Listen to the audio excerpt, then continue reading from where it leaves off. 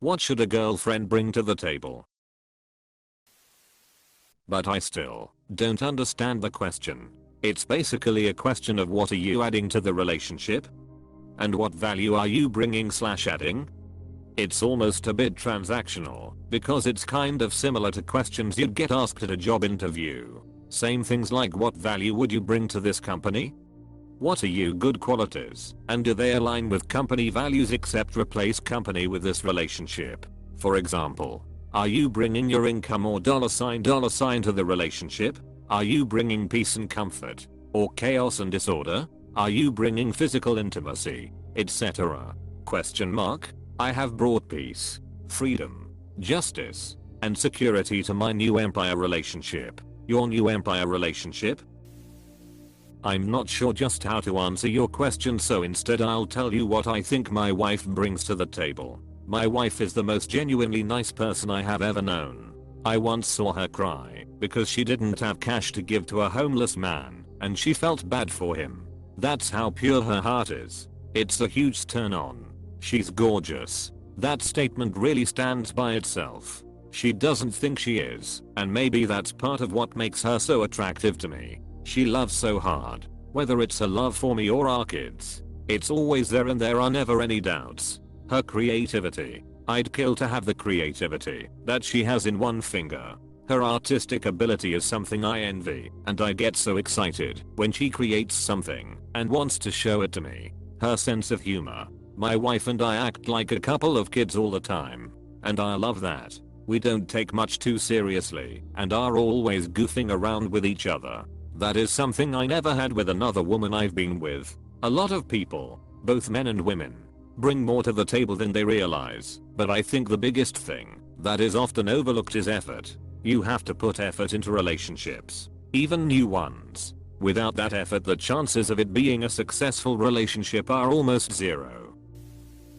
To me, when a guy says that, it means what value you provide, be it from a monetary standpoint, job, career trajectory, etc.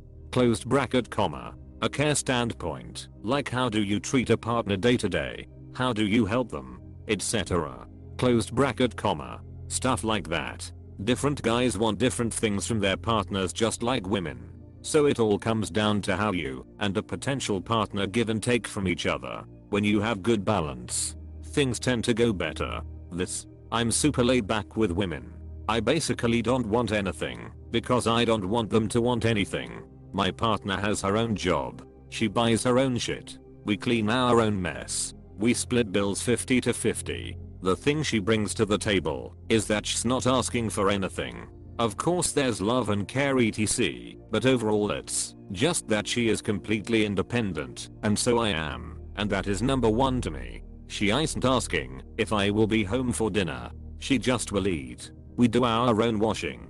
If we want to see a movie the other doesn't, we just will go on our own. Both super independent. It's such a relief compared to some of the extreme reliance I've seen from people.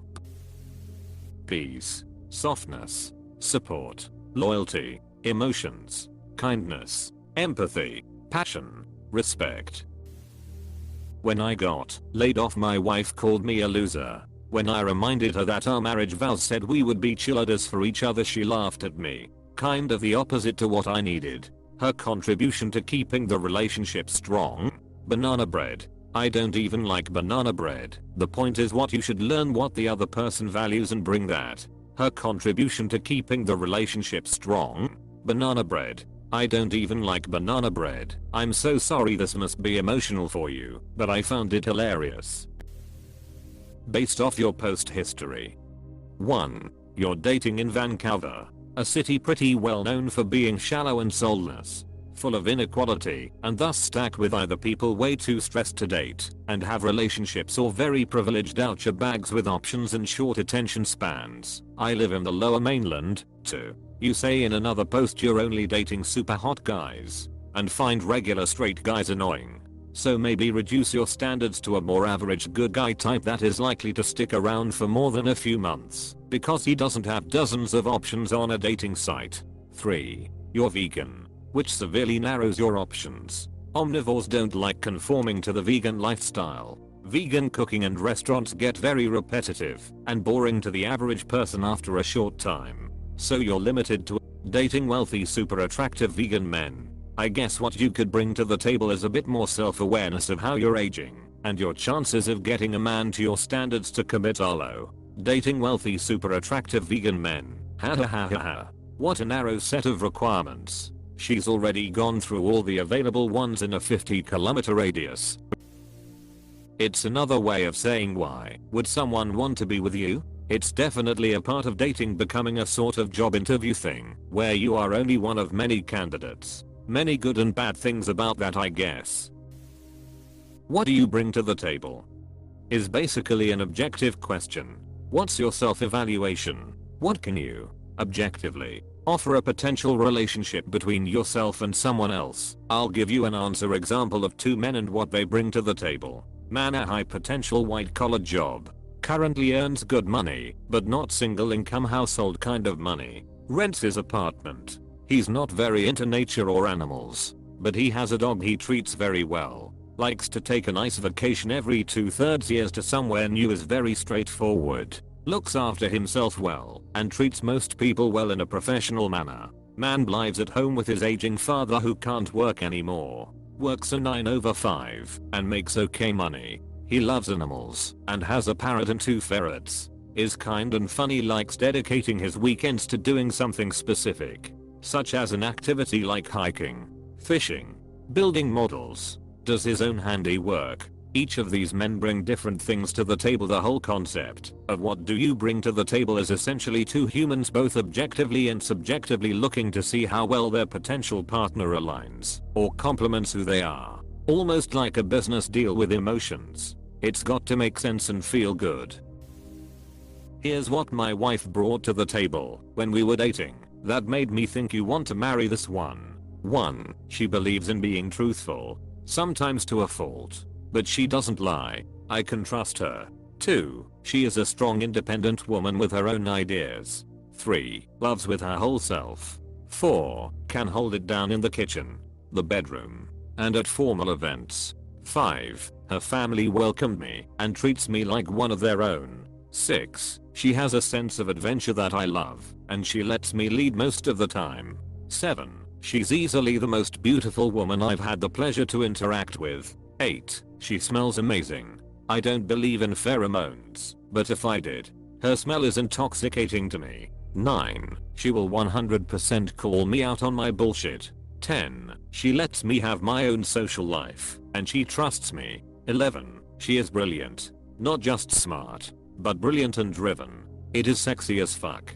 12. Honestly, there's more, but I've got screaming kids and I have to go. 13. Best dates I've been on were with her. Something. At 30 I would expect some sort of stable job/career, and then the rest is personality based and will vary person to person what they want from you. At my age, 23, I expect at least some sort of job or schooling. I've talked to people who had neither, and it feels like they're just going to leech off of me. I do have a career myself, so I think those standards are fair. I guess there can be as many correct answers as there are men. Generally, sort of the point of starting being in relationships is that in duo it has to be better than being in solo. For that, both parties ought to have qualities or wealth that matches what the other desires. Sorry if this sounds a bit harsh, but if multiple people are giving you this question, even though it is rude of them, you might want to ask yourself why don't they think that you are desirable automatically without having to explain what qualifies you to be one. Maybe they are wrong, or maybe you lack some qualities. If they are right, then improve upon that. Just not for your future partner, but for yourself. Once you have interesting life, passions, motivations, goals and aspirations, you will qualify for being automatically desirable in most people's books. Hopefully food. Otherwise, why are we at the table? Here's my list, but it applies to both genders. 1. Do not treat your partner like garbage. 2. Do not even think of treating your partner like garbage. 3. Your partner is not a place for you to dump your issues. You can talk about them in a healthy manner and work to resolve them, but do not dump your issues on them and then not resolve them. 4. Try to be happy together. 5. Always be happy for your partner if they do well in life. Never be jealous of them. 6. Always give your partner space. 7. Except for things out of your control. Do not do something that might hinder your partner's ambitions. I do not mean you drop your own ambitions. I mean don't put them down by telling them they can't do it, or don't take them to a basketball game a night before an important interview. Just examples. 8. Always be there for your partner. 9. Always love your partner. Don't make them feel like you don't love them. That's a question I often hear directed towards women with very high and unrealistic standards. Good looks, insane amounts of money, somehow has the time to take care of her every need, while the woman has no qualities that matches that level. Not a model in looks, no good job, selfish personality. You're right that dating should be about a good dynamic. It should be about contributing equally to each other, picking up the slack when the other person struggles. Love, mutual respect, and generally treating each other right. However, in today's dating world, there's a great deal of pickiness for looks and status, and a lot of men are preemptively reacting to encountering this mindset. Another way to interpret it is that these people are asking you about your good qualities and how you can improve yourself to really shine and attract someone. I think it can be a slippery slope for one's mindset though. Polish your good aspects, inspect your bad ones, rather than completely change yourself into the desired standard.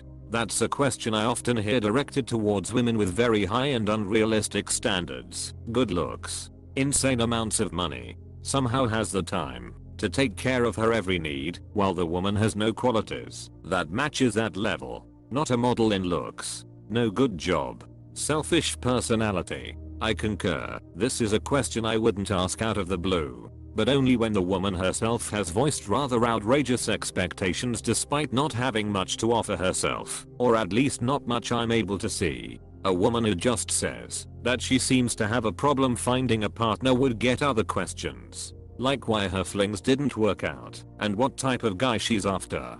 Depending on her answer, this may or may not open up an avenue that leads to the question in the op, though it's pretty unlikely either way if she's the kind of person that would warrant such an inquiry, i.e., she has an incredibly entitled and demanding mindset regarding the quality of her partner. I wouldn't expect her to respond positively to any suggestions to rethink her priorities or take a critical look at herself, because if she was the type to do that, she would have done so long ago. It's a weirdly transactional way to look at it, but the general sentiment is, what qualities do you possess that make you a potentially good partner? I don't like the transactional nature of it either, but I had to adopt this mentality myself in the dating world because I kept dating people who only took from me but never contributed to my life or goals. Relationships are supposed to make your life better overall, so the question is, how does or could this person make my life better? And the opposite is, how do I or could I make this person's life better? Viewed on the surface, it absolutely is transactional, but people are weird soft fleshy emotion bags, and so the actuality is more nuanced than just the transaction. I can spend my time picking out the best features of a car, but I love my car because of the stories I have where it helped me or frustrated me or etc. The first step has to be transactional, but love comes from the experience together. It's only a difficult question if you don't have anything to answer.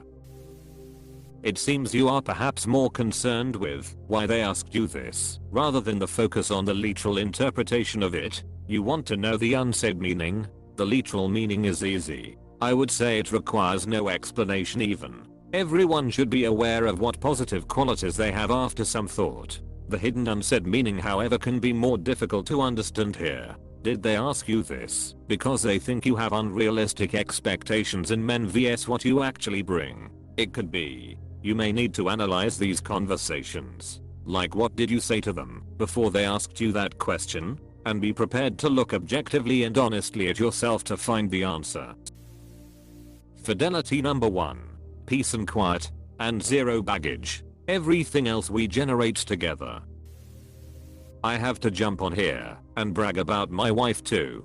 We are 8 years difference in age, me being the older one. If I could have made a list of things I felt were what I thought was important, she punched that ticket. We have had a wonderful, fulfilling life, raising 2 daughters we are very proud of, built 2 ranches, seen our parents pass, and many other life experiences. Through it all she has been a superstar and the family rock. Her compassion for animals unbelievable. As ranchers things can get downright heartbreaking and tough at times, but through it all she is the rock. I thank the universe every day for this gal I've been married to for 35 years. Female here. I bring to the table good company, effort, peace, my own money. When asked that question though on a first date I was very put off and didn't want to see him again. I feel it's a rude and lazy way to try and get to know a woman. It's not something you ask a potential so. What you bring to the table is what you do to make their lives better. And those things will attract and retain different men depending on their preferences and goals. It could really be anything. And at its base it probably boils down to love languages. Are you a financial contributor? Are you a deal hunter with good financial habits? Do you like to cook for people, or do you like to clean up if he cooks for you? Do you like to keep a clean space, or is a little mess okay? Do you bring unnecessary drama to his life, or do you create a peaceful retreat where he can relax and unwind? Are you a good listener, and do you give good advice? Do you have similar hobbies that allow for great quality time together, or are you willing to learn about and participate in his hobbies? Do you have core principles in common that allow for supportive discourse about random news or experiences? Do you have common goals for the future that you can work towards together? Are you a willing social planner or happy to go along with his plans? Gift giving, quality time, physical touch, acts of service, etc. What would it mean if you ask this question to a 35-year-old 300-pound man collecting comic books and toys that complains about his lack of success in dating? I expect my partner to be emotionally mature, somewhat intelligent, attractive to a degree, nice to me, and responsible. My GF is all of those things and more. She doesn't have a high-paying job or anything, but she's kind and goes out of her way for me, and I do the same for her. We try to make each other's day as easy as possible.